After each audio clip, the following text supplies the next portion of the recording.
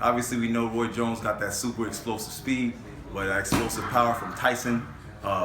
Let's just put it like this: if Roy can stay away, I would give it to Roy. If Mike, can just close the distance a few times, I think Roy's gonna be in trouble. I'd like to see how he handles it. But if I gotta bet my bread, I would say Mike. Yeah. Mike Tyson is my favorite, but I think Roy can take it. He's good in moving, and as Tyson, he got speed, he got power. I think Roy got it, but Tyson is my favorite. Oh, my prediction on the fight, I have to go with Roy, simply because of the athleticism, and Tyson doesn't do well against athletic guys that can punch neither, and that speed, Roy still got it. So, you can handle heavy punchers, but you can't handle speed. So that's how I think that fight's gonna go. Man, Roy Jones, he's looking fast, but Mike Tyson is still just Mike Tyson. Like, his hands is too heavy. I'm pretty sure it's Mike. All the way. So we got Roy Jones versus Mike Tyson this weekend. I want to try to break down the fight, not from the fan aspect where everybody kind of look at it and who they like more, or just what you see, because everybody's looking at the training and saying, oh, both these, Mike looks great, Roy looks great, but the thing is, everybody looks great during training. You got cameras there, everybody's gonna show out. It's not like these guys don't know how to box, but you're dealing with two distinct styles. So let's look at both of them and see how this breaks down for both of them and who can win, or not so much who can win, but how they can win. All right, let's have him as Roy right now, conventional stance. Roy's conventional. Roy benefited from having them long arms. His style was a little bit out here, and as long as the guy's staying at the end and Roy can move, as long as he can jab and move and that quickness, especially that hook, he's got a chance. That's all he has to do. Keep the guy at bay, bam, bam, hook, you know what I mean? Do what he usually does, hook. Problem is, with somebody like Mike Tyson, Mike is coming in, their peekaboo style, and even as you jab, the problem with Mike, especially back in the day, was he was so quick that as soon as you make one jab, he's in there. Boom, boom, boom, and he's coming in there firing. So the key to winning this fight for Roy is to keep the distance, maintain the distance, jab, hook off the jab, circle the ring. Circle the ring. Don't go straight backwards or straight forward, and don't stand there and try to engage with him in the pocket.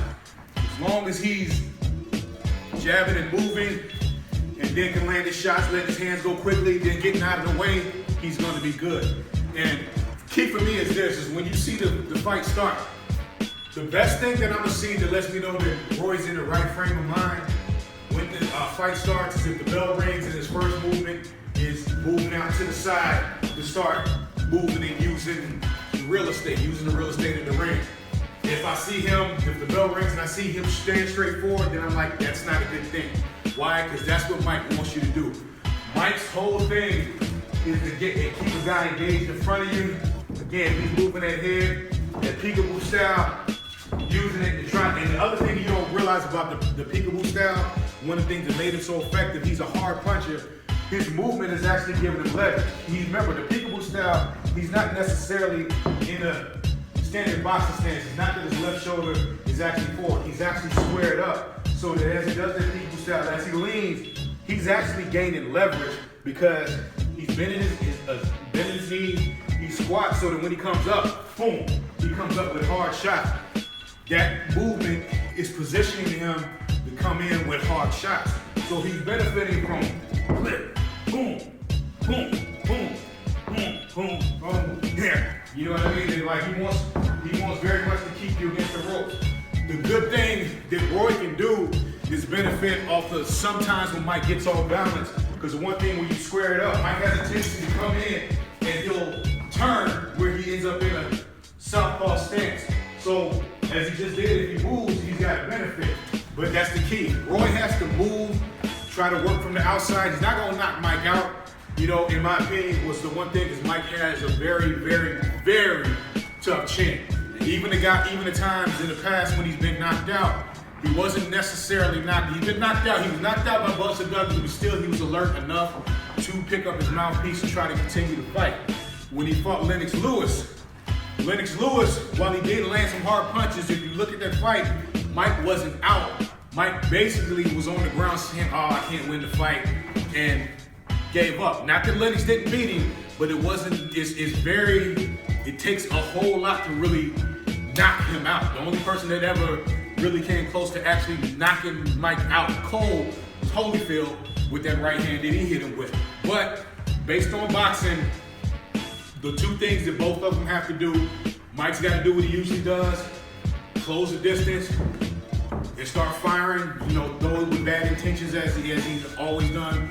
Roy has to stay away, not engage with him, and allow him, make himself use the whole real estate, use the whole ring, so that he can land his shots and move. Get it out of your mind that you're going to knock him out. Just punch, move, punch, move, punch, move. Never allow him to engage. Never allow him to get you in the corner or against the ropes, because then once Mike gets Roy against the corner or in the ropes and he starts landing, then it could be lights out, But as far as my prediction for the fight, I don't necessarily have a prediction. Again, it's too many things to factor in. The other thing is, apparently the fight doesn't have any winner, or they're not declaring any winner or loser. Anyway, this is just what I see happen.